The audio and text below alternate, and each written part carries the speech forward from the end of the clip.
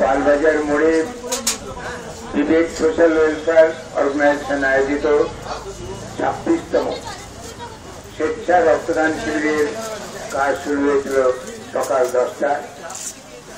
এখনো আমাদের রক্তদাতা বন্ধুরা আসছেন, রক্তদান শিবিরের কাজ চলছে।